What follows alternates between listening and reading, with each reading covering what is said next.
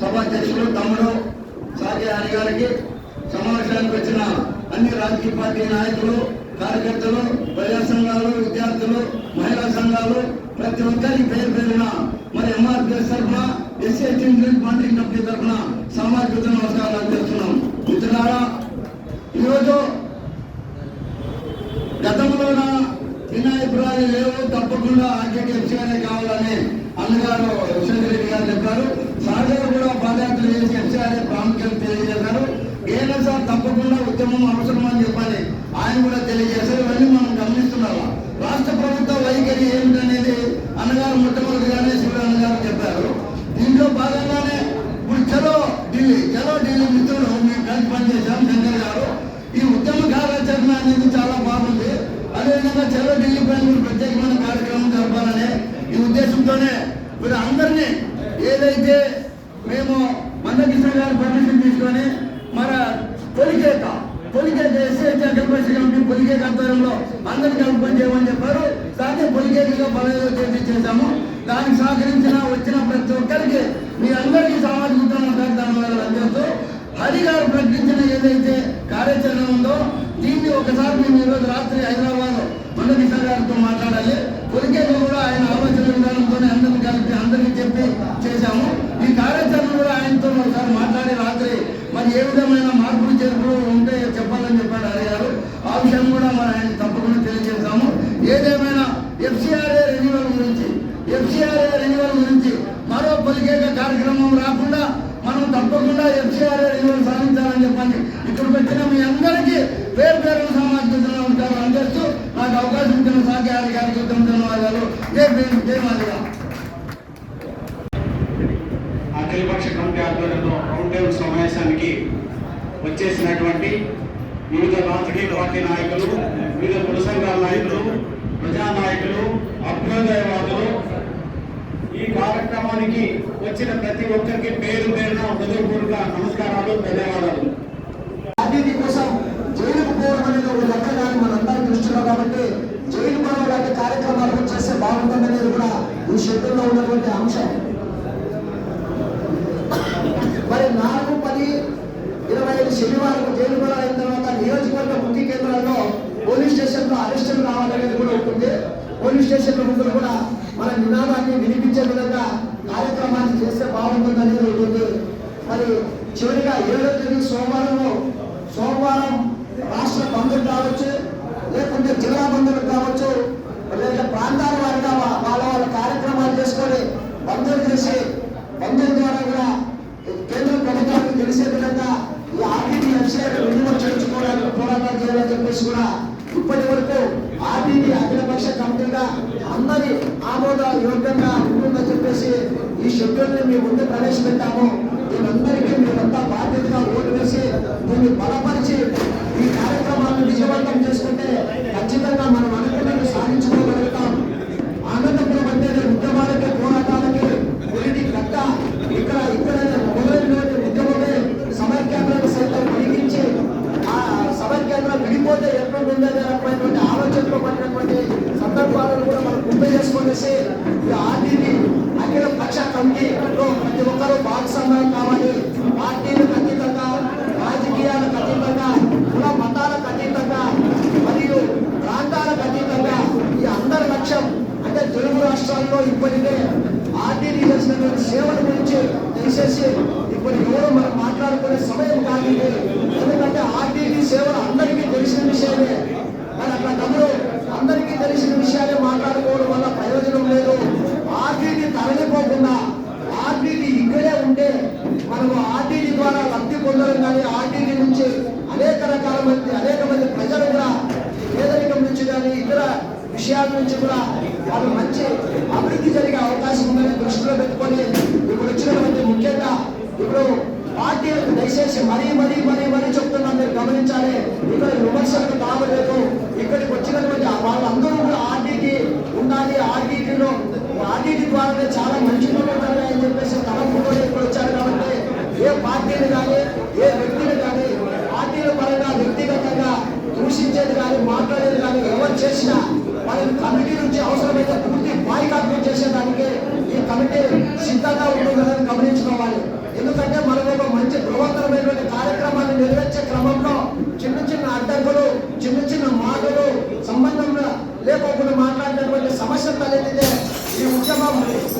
నీరు కారిపోతుంది. Please silent. FCR పునరుద్ధరణ విషయంలో ఉమ్మడి అనంతపురం జిల్లా తెలుగుదేశం పార్టీ ప్రజాప్రతినిధులంతా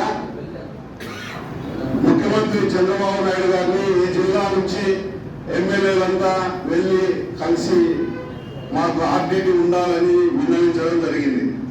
అప్పుడు ముఖ్యమంత్రి వర్యులు చంద్రబాబు నాయుడు గారు ఈ కార్యక్రమంలో ముందు కేంద్రానికి వెళ్ళండి అని ముఖ్యమంత్రి వర్యులు ఒక లేఖ ఇచ్చి మా ఈ జిల్లా నుంచి కాలువ శ్రీనివాస్ గారైతే, మన కళ్యాణదుర్గం ఎమ్మెల్యే గారైతే, అదే విధంగా వివిధ ఎమ్మెల్యేలంతా వెళ్ళి తీసుకొని లెటర్ చూసుకొని అదే విధంగా ముఖ్యమంత్రిని కూడా మీరు కూడా సార్ ఇక్కడ మాకు ఆర్టీటీ చాలా అవసరం ఉంది, మా జిల్లాలో ఏ రాజకీయాలకు సంబంధం లేకోకుండా ఈ ఎడారి ప్రాంతాన్ని ఎన్నో విధాలుగా మేలు చేయాలంటే మాకు ఆర్టీటీ కావాలని చెప్పడం జరిగింది.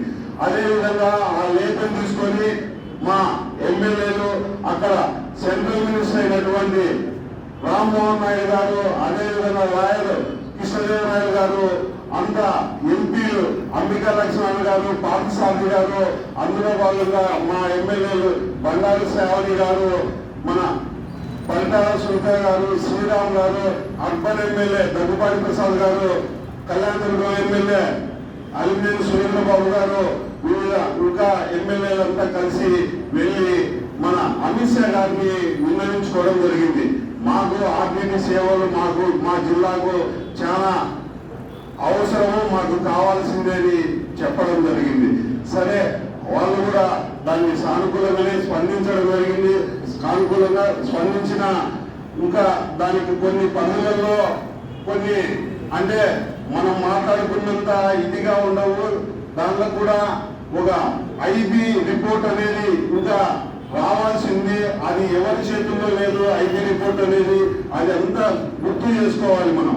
అంటే ఈ రాజకీయాలతో అయ్యేది కాదు ఐబీ రిపోర్ట్ అనేది. ఈ రోజు కూడా మన మంచు పిల్లలు గారు మన నారా లోకేష్ బాబు గారి దగ్గరికి వెళ్ళడం జరిగింది. ఈ రోజు అపాయింట్మెంట్ ఉంటే దీనికోసం కూటమి ప్రభుత్వంలో ఉన్న భాగస్వామ్యంగా ఉన్న తెలుగుదేశం పార్టీ అహర్నిశలు కూడా మేము కష్టపడి ఈ ఆర్టీటీ కోసం కష్టపడుతూ ఉండడం జరుగుతుంది. ఈ విషయంలో మా యువ నాయకుడు నారా లోకేష్ బాబు గారు కూడా ప్రధానమంత్రిని కలిసి విన్నవించి మాకు చాలా అవసరం ఉంది ఆర్టీటీ ఇక్కడ అనేది మా తెలుగుదేశం పార్టీ నుంచి మేము ఇన్ని రోజులు ఈ ఆర్టీటీ కోసం పోరాటం జరగడం జరిగింది. ప్రజలందరూ ఈ వైపు చూస్తున్నారు. అనంతపురం జిల్లాలో ఉంటున్న ప్రజలందరూ కూడా ఈరోజు ఎందుకని ఇట్లా ఆర్టీటీ మీద ఒక రకమైన కక్ష సాధింపు ఉంది అనేది అందరూ అనుకుంటున్నారు. కాబట్టి ఈ మీటింగ్ నుంచి మనం ఇవ్వాల్సిన సందేశం అంటే ఇన్ని సంఘాలు, ఇంతమంది, ఇన్ని సంస్థలు, ఏ సంస్థలకు సంబంధం లేకుండా ఇంతమంది వచ్చారు అంటే ఒక చిన్న పిలుపుతో వచ్చారంటే ప్రభుత్వాలు, పాలక పార్టీలు అది కూడా ఆలోచించాలి. ఇంటికి రకమైన ఒక ఇది వస్తుంది. ఈ సమావేశం నుంచి పాలక పార్టీలు టీడీపీలు చెప్పారు వాళ్ళ రకంగా చేస్తున్నారు. అయితే అధికారంలో ఉన్న పార్టీలన్నింటికీ కేంద్రంలో ఉన్న పార్టీలన్నింటికీ కూడా ఈ సమావేశం నుంచి మనం ఇచ్చే ఒక విజ్ఞప్తి అంటామా, లేకుంటే ఒక అనుకోవడం అంటామా, లేదా ఒక హెచ్చరిక అంటామా, అది ఏమైనా సరే మీరు దయచేసి మీకున్న శక్తి సామర్థ్యాలన్నీ ఉపయోగించి ఆర్టీటీ సేవలు అనంతపురం జిల్లాకు కొనసాగేట్టుగా మీరు చేయాల్సిన పనులన్నీ తప్పకుండా వెంటనే చేయండి.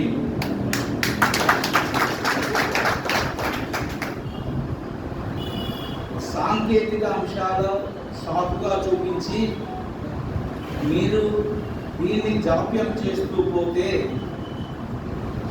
దానివల్ల ఒక పెద్ద నిరసన, ఒక పెద్ద అసంతృప్తి, ఒక పెద్ద పోరాటం. ఈ మధ్యకాలంలో చాలా పోరాటాలు మనం చూసాం. ఎట్లా జనం వీరులోకి వస్తారు. అటువంటి పోరాటాలు అనంతపురం జిల్లాలో ప్రారంభమవుతాయి, జరుగుతాయి. అవి ఎంత దూరం పోతాయో చెప్పలేము. కాబట్టి దయచేసి ప్రభుత్వాలు దీన్ని గమనించాలి. మన వాళ్ళు చెప్తున్న దాని ప్రకారం 1వ తేదీ నుంచి వాళ్ళందరికీ ఉద్యోగులకు నోటీసులు ఇస్తున్నారని, తర్వాత అన్ని సేవలు కూడా ఆగిపోతాయని, మొత్తం ఫండ్స్ పైన స్క్వీజ్ వచ్చేసిందని, హాస్పిటల్స్ కూడా బంద్ అవుతాయి అనేటువంటిది అది ఈరోజు ఉన్నటువంటి వాస్తవం. అందుకని ఇప్పుడు ఇంకా మీనమేష లెక్క పెట్టుకుని ఇంకా మెయింటెనెన్స్ అనేటువంటి పద్ధతుల్లో పోవడానికి లేదన్నమాట. అందుకని ఇక్కడ అందరూ కూడా ఇప్పుడు ఇదే హరి యొక్క నెల కిందట ఈ అజిటేషన్ అంతా చెప్తే ఇంకా చూద్దాం అనేవాళ్ళం. కానీ ఈరోజు ఉంచుకొచ్చేసింది. ఇంకా మనం కేంద్ర ప్రభుత్వం మన వైపు చూసేటట్టు ప్రజల్లో కదలిక రావాలా, అట్లాంటి యాక్టివిటీ మనం చేయాల్సినటువంటి అవసరం ఉంది. అందుకనే ఇప్పుడు మనమందరం కూడా ఇప్పుడు మన ఎస్సీ ఎస్టీ సంఘాల జాయింట్ యాక్షన్ కమిటీలో చర్చించుకుని వాళ్ళ ఒక పోరాటాన్ని మన ముందు ప్రతిపాదించిన దశల వారి పోరాటాన్ని, అది రాష్ట్ర బంద్ నుంచి చెలో ఢిల్లీ వరకు ఇంకా అనేక జిల్లా బంద్ ఇవన్నీ కార్యక్రమాలు చేశారు. పోరాటానికి సంబంధించి అందరికీ ఏకాభిప్రాయంగా అందరూ కూడా చేయాలనేటువంటిదే ఎక్కువ మందిలో ఉందనేటువంటిది అర్థమవుతుంది. అయితే మనం ఇప్పుడు ఇంత పెద్ద పోరాటం చేసి మళ్ళీ వెంటనే అన్ని వేల మందిని సమీకరించేటువంటి పద్ధతుల్లో కూడా మనం ఫైట్ చేయాలి ఈ ఫైట్. అందుకని ఈ షెడ్యూల్ తీసుకొని ఒక్కరోజు గడువు ఇస్తే రేపు ఇంతమంది సమావేశం కాకపోయినా ఒక 10 పార్టీలో 15 పార్టీలో ఉన్నాయి, 15 పార్టీల లీడర్లు ఉంటే ఒక్కొక్కరు వచ్చినా కూడా వాళ్ళ పార్టీలో చర్చించుకొని వచ్చి కూర్చొని ఒక దాదాపుగా ఇదే అన్న అంగీకరించవచ్చు, లేకపోతే ఏదైనా చిన్న స్లైడ్ చేంజ్ చేసుకుంటే కూడా చేసుకున్నాం.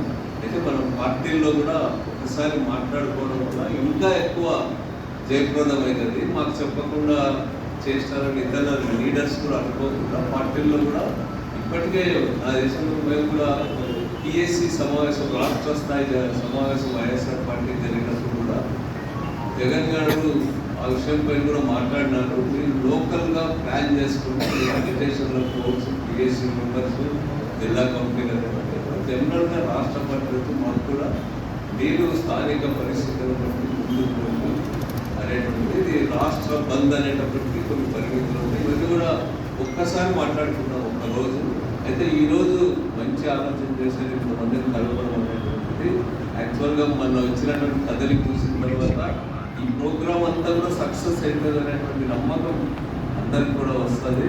అందరూ కూడా దాంట్లో చేయాలా జిల్లా ప్రజలకు గౌరవం చేయడమే, జిల్లాలో పేదరిక నిర్మూలన కోసం ఇంతకంటే గొప్ప ప్రోగ్రామ్ ఏమి ఉండదు. పేదరిక నిర్మూలన కోసం ఖర్చు పెడుతున్న ఈ 100 కోట్లు పోతే వాటిని ఏ రూపంలో కూడా మనం భర్తీ చేసుకోలేము.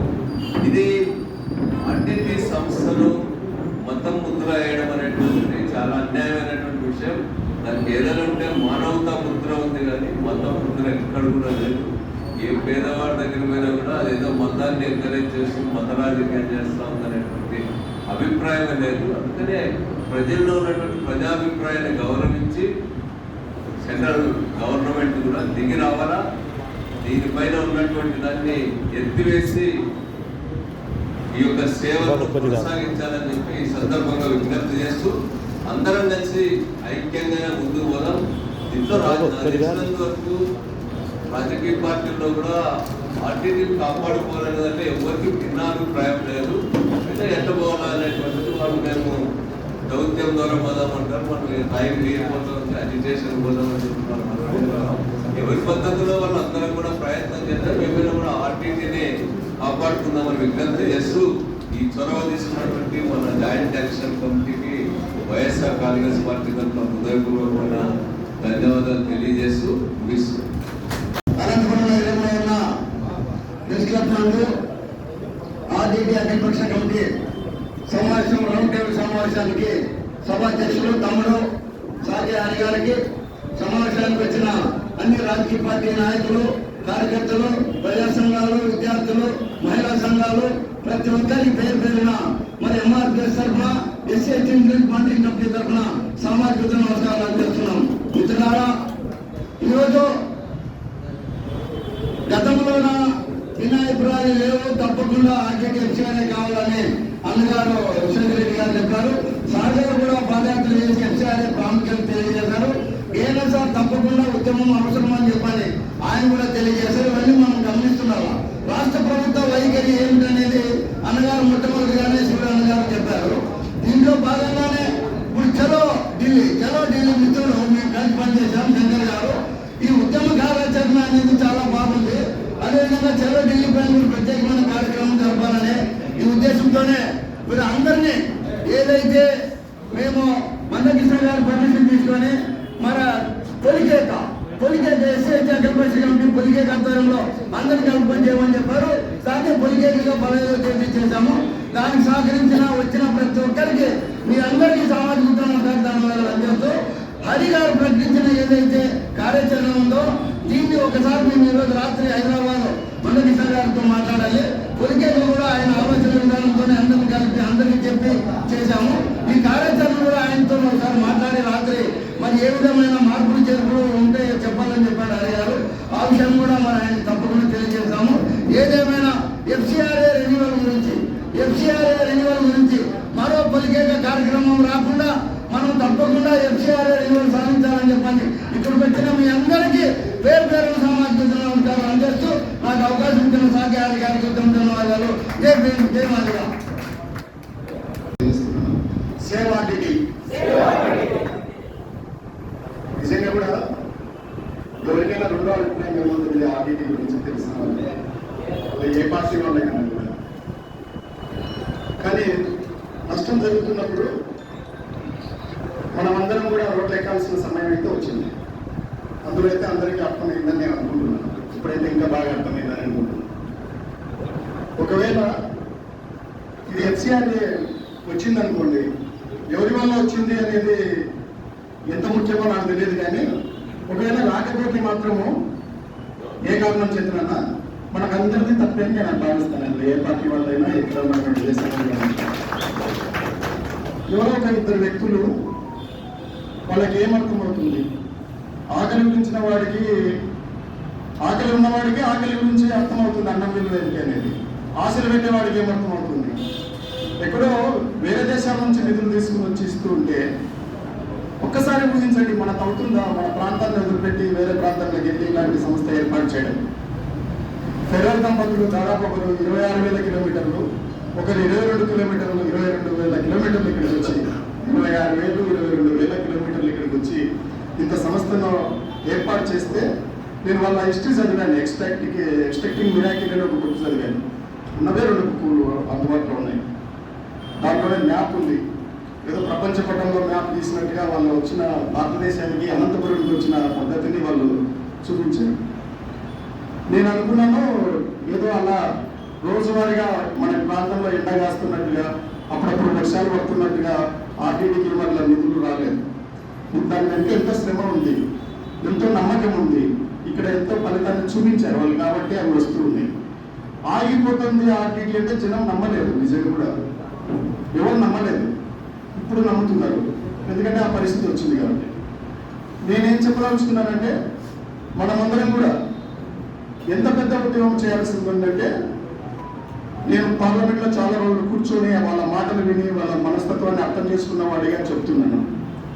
వాళ్ళు ఏం చెప్తారంటే నో అప్పీస్మెంట్ పాలసీ అంటారు. అంటే మేము ఎవరిని సంతృప్తి పరచడానికి మేము రాజకీయం చేయమని వాళ్ళు చెప్తారు. మళ్ళీ సబ్కా వికాస్, సబ్కా సాకు, సబ్కా ఇవన్నీ విశ్వాసాన్ని ప్రయాసాన్ని అన్ని చెప్పేస్తారు. కానీ ఈ మాట మాత్రం అంటే మేము ఎవరికి బ్లాక్మెయిల్ రాజకీయాలు, బ్లాక్మెయిల్ రాజకీయాలు కాదు యాక్చువల్గా.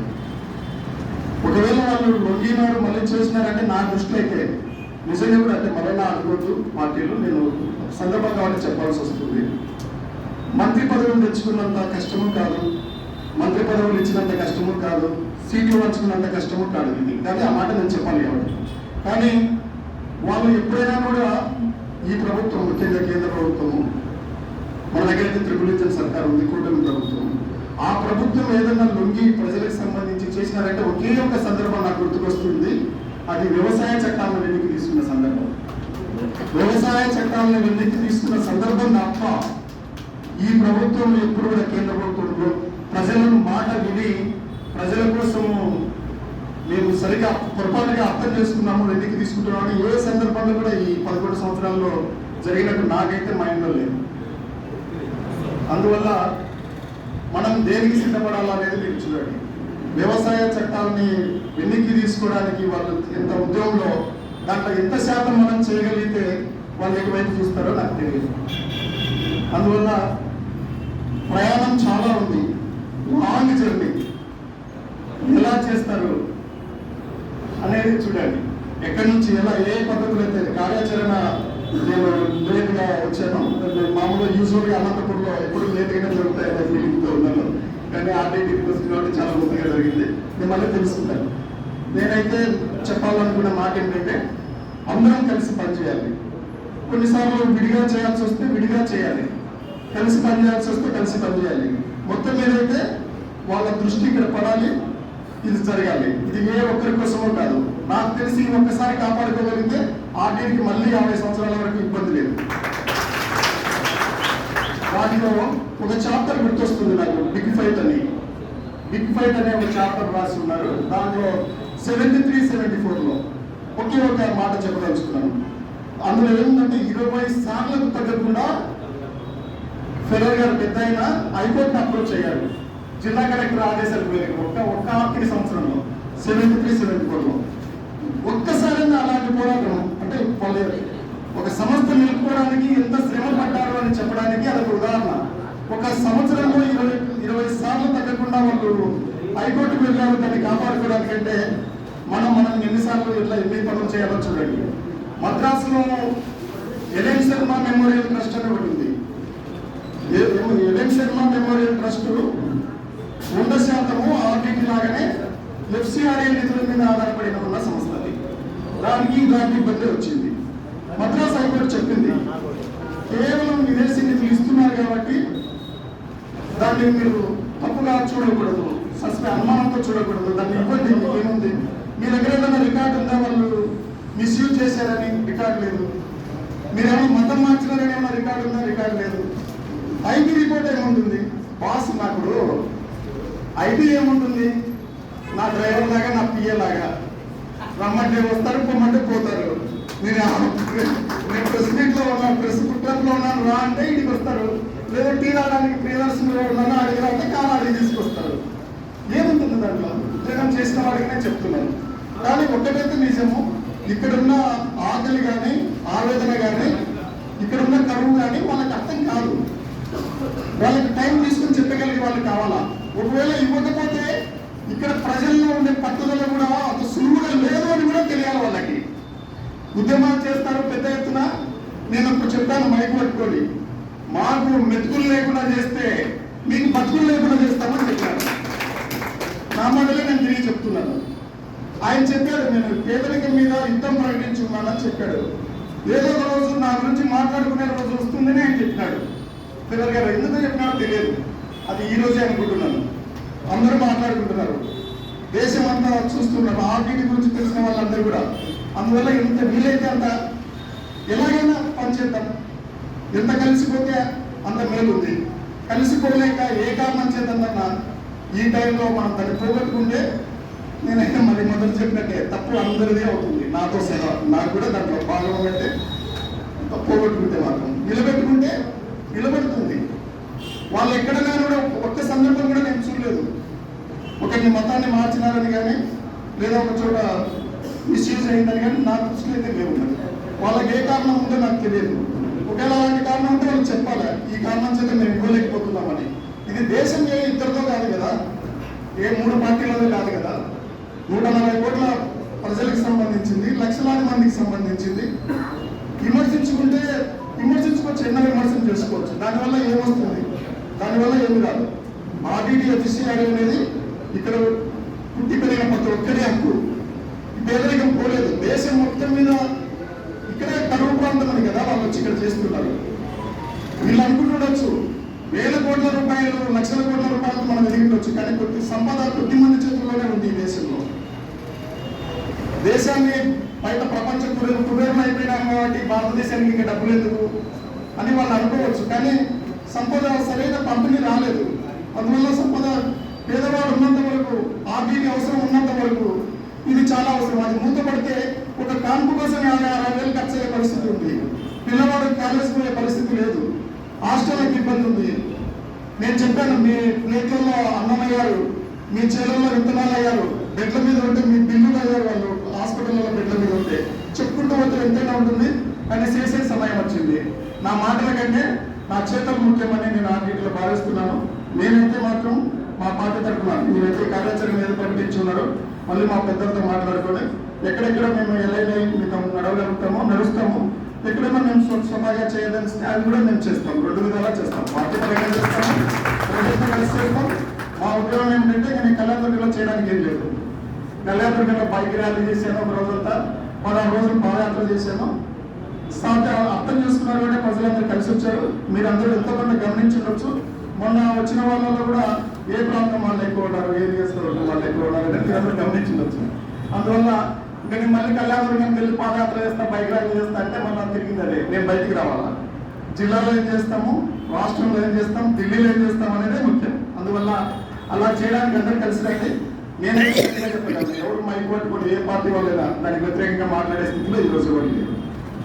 అది వాళ్ళకు తెలుసు. పార్టీ విధానాల ప్రకారం వాళ్ళు మాట్లాడుండొచ్చు. కానీ మిగతా అయితే మాత్రం ఎవరు పోగొట్టుకోవడానికి సిద్ధంగా లేరు. నేను వాళ్ళను మా సానుభూతితో మనస్ఫూర్తిగా అర్థం చేసుకుంటాం. అందరం కలుద్దాం, ఉద్యమిద్దాం. ఖచ్చితంగా ఒకే ఒక సందర్భాన్ని మీరు గుర్తు చేసుకోండి, అవి వ్యవసాయ చట్టాలే. అంత పెద్ద ఉద్యమం వస్తే తప్ప ప్రజల వైపు న్యాయం ఉంది అని వాళ్ళు గమనించలేరు. ఎందుకంటే ప్రజలే వాళ్ళకు మెడలు తిరగలేనంత బలాన్ని ఇచ్చారు. అంత మెడల్ బలపడిన తర్వాత దాన్ని ఉంచడం అంత సిలువు ఉండదు. అందువల్ల మన ప్రజలే చేయాలి, ఇది వ్యక్తులతో అవ్వదు. ఏమైనా ఇంత పెద్ద ప్రయత్నాన్ని తీసుకుంటున్నందుకు సభాధ్యక్షుల వారికి మొన్న జరిగిన ప్రతి ఒక్కరు నడిచిన ప్రతి ఒక్కరికి కూడా నేను శిరస్సు వచ్చి నమస్కరిస్తున్నాను. అంతేకాకుండా బైక్ ర్యాలీలో పాల్గొన్న వాళ్ళకి, పాదయాత్రలో నడిచిన వాళ్ళకి కూడా ఈ సందర్భంగా నేను ధన్యవాదాలు, కృతజ్ఞతలు తెలియజేస్తున్నాను. ఆర్డీటీ లేని అనంతపురాన్ని ఊహించడం కష్టమవుతుంది. ఆర్డీటీ రావడానికి ఏ పనులైతే చేయాల్సి ఉంటుందో, ఏ ఉద్యమం అయితే చేయాల్సి ఉంటుందో అవన్నీ చేయాలనే ఉద్దేశంతోనే ఈరోజు అఖిలపక్ష కమిటీ సమావేశాన్ని ఏర్పాటు చేశారు. నేను విశ్వన్న కూడా పార్టీ తరఫున వచ్చినాం. మేము ఇంతకుముందే ప్రారంభించున్నాం దీని గురించి. ఎందుకంటే ఈ ప్రాంతం బాగుపడాలని, ఈ ప్రజల కోసం మా పార్టీ తరఫున, వైఎస్ఆర్సీపీ పార్టీ తరఫున కళ్యాణదుర్గంలో ఒక పెద్ద బైక్ ర్యాలీ చేసాం. అలాగే పాదయాత్ర కూడా 16 రోజుల పాదయాత్ర కూడా నిర్వహించాం. మేము గట్టిగా నమ్ముతున్నాం ఆర్డీటీ తీసుకురావడం అంత పెద్ద కష్టమైన పనేం కాదని. ఒక రెన్యువలే, ఒక పేపర్ తీసుకురాలేకపోతున్నారు అంటే మేము నమ్మలేకపోతున్నాం. అందుకే చాలా సమయం ఇచ్చాం. కానీ ఈ ప్రాంతాన్ని నిర్లక్ష్యం చేస్తూ ఈ పేద ప్రజల్ని పట్టించుకోకపోతే ఖచ్చితంగా ఉద్యమాలు పెద్ద ఎత్తున లేస్తాయి. వాళ్ళు ఏం కోరుకుంటున్నారు? రాస్తా రోకలు కోరుకుంటున్నారా, రైలు రోకలు కోరుకుంటున్నారా, లేదా బంధులు కోరుకుంటున్నారా? ప్రభుత్వం ఏం చేస్తే ఆర్డీటీ ఇస్తుందో ప్రభుత్వమే నిర్ణయం తీసుకోవాలి. ప్రభుత్వానికి, ఈ కూటమి ప్రభుత్వానికి ఖచ్చితమైన అభ్యర్థన కావచ్చు, విజ్ఞప్తి కావచ్చు, అది హెచ్చరిక కూడా మీరు భావించాలి. ఎందుకంటే రాబోయే రోజుల్లో అర్థమైపోయింది, కనీసం అకౌంట్లలో ఉండే డబ్బులు కూడా తీసుకొని ఇవ్వకుండా మీరు ఫ్రీ చేసి ఉన్నారు. ఈ సొమ్మేది ఈ దేశానికి సంబంధించింది కాదు, వేరే దేశాల నుంచి వస్తున్నది. విదేశాల నుంచి సంవత్సరాల తరబడి వచ్చి ఇక్కడ ప్రజలు బాగుపడుతూ ఉంటే, పేదలు బాగుపడుతుంటే అది కులానికి సంబంధం లేదు, మతానికి అసలు సంబంధం లేదు. ఈ ప్రాంతం బాగుపడుతుంటే మీరు దాన్ని ఆపేసి మళ్ళీ కొత్త P4 అని ఒకటి తీసుకొస్తే ఏం ఉపయోగము? నాకు ఇప్పటికీ అనుమానంగా ఉంది, ఎందుకు ఇంతమంది గెలిచిన చోటు నుంచి ఇది వెళ్ళి ఎందుకు ఒత్తిడి చెప్పలేకపోతున్నారు చంద్రబాబు నాయుడికి, ముఖ్యంగా పవన్ కళ్యాణ్ గారికి. పవన్ కళ్యాణ్ గారు, చంద్రబాబు నాయుడు గారు ఎందుకు మోడీకి కన్విన్స్ చేయలేకపోతున్నారో నాకు అర్థం కావట్లేదు. ఒకవేళ వాళ్ళ దగ్గర ఇవ్వకూడడానికి ఏదైనా కారణాలు ఉంటే అవి ప్రకటించమనండి. ఐబీ రిపోర్ట్ రాలేదు అంటే ఇంటెలిజెన్స్ బ్యూరో ఏమి, దాని స్థాయి ఏమి, ఆ రిపోర్ట్ కోసం మేము ఆగుతున్నామంటే ఎంత అది అవమానంగా ఉంటుంది. దానికోసం నెలల తరబడి ఆపుతున్నామంటే చాలా అధ్వానంగా ఉంటుంది. ఇప్పటికే న్యాయస్థానాల్లో ఎక్కినాయి FCRA గురించి ఎన్జిఓలు, మద్రాస్ హైకోర్టు ఇచ్చి ఉంది ఎల్ఎన్ శర్మ గురించి. అసలు FCRA అనే ఒక పదము ఈ ప్రాంతానికి మొదటిసారి పరిచయం అవుతుంది. ఫారిన్ కంట్రిబ్యూషన్ రెగ్యులేషన్ యాక్ట్ ఒకటి ఉంటుందనేది ఈ ప్రజలకు ఎవరికి తెలియదు, వీళ్ళు అలవాటు చేశారు. ఇప్పుడు మళ్ళీ కొత్తగా P4 అనే ఒకటి తెచ్చి మేము ఎవరికో పెద్దవాళ్ళకి అప్పచెప్తాం మీ బతుకుల్ని అంటే, ఆర్డీటీ లేకపోతే మళ్ళీ పొలాల్లో పనులు చేయాల్సి వస్తుంది, గొర్రెలు బర్రెలు కాసుకోవాల్సి వస్తుంది. వేరే ఏముంటుంది ఇక్కడ? ఈ మొత్తం దేశం మీద పేద ప్రాంతం అని కదా ఇక్కడ తీసుకొచ్చి పెట్టారు. అందువల్ల ప్రజలకు విన్నవించేది ఏంటంటే సిద్ధపడండి, ఇంకా వేరే మార్గం లేదు. ఉద్యమించకపోతే ఆర్డీటీ వచ్చే అవకాశం లేదు. మేము మా పార్టీ తరపున పూర్తిగా అంకిత భావంతో ఉన్నాం. మా నాయకుడు ఎప్పుడో చెప్పి ఉన్నాడు, స్థానికంగా ఉండే సమస్యల ప్రజల పట్ల వైఎస్ఆర్సీపీ ప్రధాన ప్రతిపక్షంగా మీరు పోరాడాల్సిందే. అది దానికోసము హెడ్ ఆఫీస్ వైపు హైకమాండ్ వైపు చూడాల్సిన పని లేదని మాకు ఆల్రెడీ పిఎస్సీలో చెప్పి ఉన్నారు. అందుకే మేము ఉద్యమం చేసి ఉన్నాం. మా నాయకులందరూ కూడా కళ్యాణదుర్గం ప్రాంతానికి వచ్చి ఉన్నారు. ఇప్పుడు ఆ స్థాయిని దాటి రావాలి. మేము కళ్యాణదుర్గంలో ఇంకా చేస్తే లాభం లేదు. జిల్లాకు వస్తాం, జిల్లా తర్వాత రాష్ట్రం అవుతుంది, దేశం కూడా అవుతుంది. మేమైతే మా బాధ్యత ఖచ్చితంగా నిర్వహిస్తాము. ఆర్డీటీ తరఫున ఉద్యమం పెద్ద ఎత్తున జరిగితే వాళ్ళకే నష్టం. అది వాళ్ళు గుర్తుపెట్టుకొని ఇప్పుడైనా కూడా పని కట్టుకొని పోయి కూర్చొని ఇంతకంటే గొప్ప పని ఏమిటి? అనంతపురంలో ఆర్డీటీ ఎఫ్సిఆర్ఏ రెన్యువల్ కాకుండా ఇంకా పెద్ద పని ఈ కూటమి ప్రభుత్వానికి ఏముంటుంది? అందువల్ల అది చూడండి. కానీ మేము వాళ్ళు కూడా కలిసి వస్తారు, ఆ పార్టీలో వాళ్ళు కూడా కలిసి రావాల్సిందే. ఎందుకంటే వాళ్ళు ఇంట్లో కూర్చొని మాట్లాడడానికి లేదు, ఆ సమయం అయిపోయింది. మేము చాలా సమయం ఇచ్చి ఉన్నాం. అందువల్ల ఎక్కడెక్కడ అవసరమైతే అఖిలపక్షంతో కలిసి పనిచేయడానికి వీలుందో మా పార్టీ మేమంతా నిర్ణయం తీసుకొని, పార్టీ పెద్దలతో నిర్ణయం తీసుకొని వాళ్ళతో కలిసి పనిచేస్తాం. ఎక్కడైతే మా ప్రధాన ప్రతిపక్షంగా మా పార్టీ తరఫున ఉద్యమాలు చేయడానికి వీలుందో అక్కడ మేము స్వతహాగా కూడా మా పార్టీ తరఫున చేస్తాం. రెండు విధాలుగా ఉద్యమం కొనసాగుతుంది, ఎంత అవసరమైన కూడా. ఎందుకంటే వాళ్ళకి అంత సులువుగా అర్థం కావు, పేదల అరుపులు అంత సులువుగా అర్థం కావు. వ్యవసాయ చట్టాలు చూసాం కదా, ఏ సందర్భంలో కూడా వాళ్ళు నమ్మిందే కరెక్ట్ అనుకుంటారు. ఎఫ్సిఆర్ఏను రెన్యువల్ చేయకుండా ఆర్డీటీని మూసివేయడం అనేది చాలా దుర్మార్గమైన పని. ఇంత దుర్మార్గమైన పని స్వాతంత్రానంతరం ఈ ప్రాంతంలో ఎప్పుడు ఇంత నష్టం జరిగి ఉండదు. మనం అనుకుంటున్నాము విభజన జరిగినప్పుడు హైదరాబాద్ పోవడం పెద్ద నష్టం అనుకుంటున్నాం, కానీ దాన్ని మించిన నష్టం ఇది. మనకి అది ప్రజలకి అందరికీ అర్థమైంది కాబట్టి ఒక పిలుపునందుకొని అంతమంది వచ్చారు, ఒక పిలుపునందుకొని అన్ని రోజులు పాదయాత్రకు వచ్చారు. అందువల్ల ఇది ఉద్యమం రాబోయే రోజుల్లో చాలా తీవ్రంగా ఉంటుంది. ప్రపంచవ్యాప్తంగా పరిస్థితులు కూడా మారుతున్నాయి. ప్రభుత్వాలు అవి అర్థం చేసుకోవాలి. ఇవి ఏ స్థాయికైనా వెళ్తాయి. ఎందుకంటే ఎవరి నోటికాడిది కూడా తీస్తే అన్యాయంగా వాళ్ళు ప్రజలు భరించరు కదా. మీరు ఈ ప్రాంతానికి మేలు చేయకపోగా మీకు అధికారం ఇస్తే నష్టం చేస్తామంటే ఎట్లా? అందువల్ల అది గుర్తుపెట్టుకోవాలని నేను కూడా వ్యక్తిగతంగా విజ్ఞప్తి చేస్తున్నాను. ప్రజలకి ఎంత వీలైతే అంత శాంతియుత మార్గాల ద్వారా వెళ్ళండి. అలాగే మీడియా మిత్రులకు కూడా తెలియజేస్తున్నాను, ఉద్యమానికి బలాన్ని చేకూర్చండి. ఎందుకంటే అందరం నష్టపోతాం కదా. సాగింపు కోసం కూటమి ప్రజాప్రతినిధులు ప్రయత్నం చేస్తూ ఉన్నారు. అనంతపురం కేంద్రంలో పనిచేస్తున్న రూరల్ డెవలప్మెంట్ ట్రస్ట్ ఎఫ్సిఆర్ఐ పునరుద్ధరణ కోసం విషయంలో ఉమ్మడి అనంతపురం జిల్లా తెలుగుదేశం పార్టీ ప్రజాప్రతినిధులంతా ప్రయత్నం చేస్తున్నారు. ఆర్డీటీ సేవలు మరింత కాలం కొనసాగేలా అనుమతులు మంజూరు చేయాల్సిందిగా కేంద్ర ప్రభుత్వాన్ని ఒప్పించాలని రాష్ట్ర ముఖ్యమంత్రి వర్యులు చంద్రబాబు నాయుడు గారు ఉమ్మడి అనంతపురం జిల్లా ఎంపీ, ఎమ్మెల్యేలు, ఎమ్మెల్సీలు, మంత్రులను కలిసి ఆయనను విన్నవించారు. అనంతరం ముఖ్యమంత్రి చంద్రబాబు నాయుడు గారు సరే మీ కేంద్రానికి నేను ఒక ముఖ్యమంత్రిగా లేఖ రాస్తున్నాను, ఈ లేఖ తీసుకొని పోయి మన అక్కడ రామ్మోహన్ నాయుడు గారు, కేంద్ర మంత్రి వర్యులు, కృష్ణదేవరాయలు గారు, ఎంపీలు అంతా కలిసి పోయి ఇవ్వండి అని పోవడం జరిగింది. అందుకు పోయి ఒకసారి అమిత్ షా గారిని కలిసి ఆయనకు వివరించడం జరిగింది. ఆయన కూడా సానుకూలంగా మీరు అడిగినది మేము చేయడానికి ప్రయత్నం చేస్తామని చెప్పడం జరిగింది. మా మంత్రులు, ఎమ్మెల్యేలు అంతా అందులో మన ఈ జిల్లా నాయకులు అంతా కలిసి మన ఎంపీ అంబికా లక్ష్మణ్ గారు అయితేమి, మన పారసారథి గారు అయితేమి, ఎమ్మెల్యేలు కాళ శ్రీనివాసులు గారు అయితేమి, అదేవిధంగా పరిటాల సునీత అయితే, శ్రీరామ్ అయితే, అర్బన్ ఎమ్మెల్యే దగ్గుపాటి ప్రసాద్ గారు, కళ్యాణదుర్గం ఎమ్మెల్యే సురేంద్రబాబు గారు, బండారు శ్రావణి గారు, వివిధులు అంతా కలిసి అక్కడికి వెళ్ళి విన్నవించుకోవడం తెలియజేసి రావడం జరిగింది.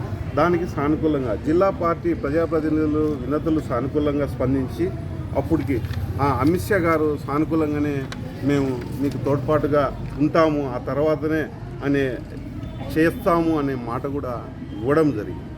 దాన్ని ఆర్డీటీ అందిస్తున్న సేవలు సుమారు 5.5 దశాబ్ద కాలము వాళ్ళు ఈ ఓన్లీ ఉమ్మడి అనంతపురం జిల్లానే కాదు, ఇటు ఆంధ్రప్రదేశ్ అటు తెలంగాణలో కూడా వాళ్ళ సేవలు ఎనలేని సేవలుగా గుర్తించడం జరిగింది. అందరికీ పేద ప్రజలకు, విద్యార్థులకైతే, క్రీడాకారులకైతే, గృహాలకైతే, పండ్ల తోటలకైతే, వివిధ ప్రతి ఒక్కరికి పేదలకు మంచి చేయడం జరిగింది. కాబట్టి దానికోసం మా పార్టీ చిత్తశుద్ధితో పనిచేసుకుంటూ ఆయన్ని తీసుకురావడానికి ముందుకు పోవడం జరుగుతూ ఉంది.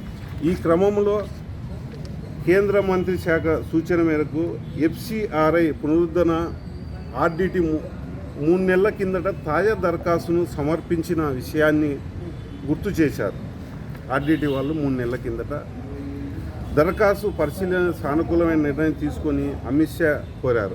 అనంతపురం జిల్లాతో పాటు తెలంగాణ రాష్ట్రాల్లో అన్ని విధాలా అంతమంది తోడ్పాటు చేసి దానికోసం మా నాయకులు, జిల్లా నాయకులు అంతా ఇక్కడ కేంద్ర మంత్రి అమిత్ షా గారిని కలిసి మాకు ఆర్డిటి పునరుద్ధరించాలి అని కోరడం జరిగినది. అందులో భాగంగా ముందు మా ముఖ్యమంత్రి వర్యులను చంద్రబాబు నాయుడు గారిని కూడా అంటే పక్కాగా మీకు ఎందుకు మీడియా సోదరులకు తెలియజేస్తున్నామంటే ఇది ఎక్కడ ఈ రాజకీయాలకు తావులేదు. మాకు కూడా పేద ప్రజల కోసం పాటుపడాలనేదే తెలుగుదేశం ముఖ్య ఉద్దేశం. చంద్రబాబు నాయుడు గారిని కలిసి ముందు ఇక్కడ కలిసి తర్వాత ఆయన లేఖ తీసుకొని మళ్ళీ ఢిల్లీకి పోవడం జరిగింది. అందులో భాగంగా ఒక 2 టైమ్స్ మా యువ నాయకుడు నారా లోకేష్ బాబు గారు చంద్రబాబు నాయుడు గారు ఢిల్లీకి ప్రయాణం వెళ్ళినప్పుడు కూడా ఆర్డిటిని కొనసాగించాలని కోరడం జరిగింది. ఇట్లా మా మంత్రులు, మా పార్టీ అంతా ఆర్డిటి కోసం కష్టపడడం జరుగుతుంది. ఫైనల్గా ఇప్పుడు తెలుగుదేశం పార్టీనే తీసుకురావాలి, దీనికి ఎఫ్సిఆర్ఐ రెన్యువల్ కాదు, ఇది కొత్తది తీసుకురావాలనే ఆలోచనలు ఉన్నారు. మరి దీనిపైన స్పష్టమైన హామీ రాలేకపోతుంది, కాలం గడుస్తుంది, ఉద్యమాలు చేస్తున్నారు, ఇప్పుడు కూడా కార్యాచరణ ప్రకటిస్తారు. మరి దీన్ని ఎలాగ చూస్తారు? ఇది నేను అనేది కార్యాచరణ ప్రకటించడం అనేది ఏ దానికైనా ఒక వ్యవస్థకు కాల పరిమితులు అనేవి ఉంటాయి. ఇక్కడ కేంద్రంలో ఐబీ రిపోర్ట్ రాలేదనేది స్పష్టంగా కనిపిస్తుంది. 3 నెలల కిందట అప్లై చేసినారు. దానికోసం ఈరోజు మంచు పెర్రర్ గారు కూడా నారా లోకేష్ బాబు గారు అపాయింట్మెంట్ తీసుకొని వెళ్ళి కలవడం జరుగుతూ ఉంది. దానికోసం అహర్నిశలుగా కూడా మేము కూడా తీసుకురావడానికే ప్రయత్నం చేయడం జరుగుతూ ఉంది.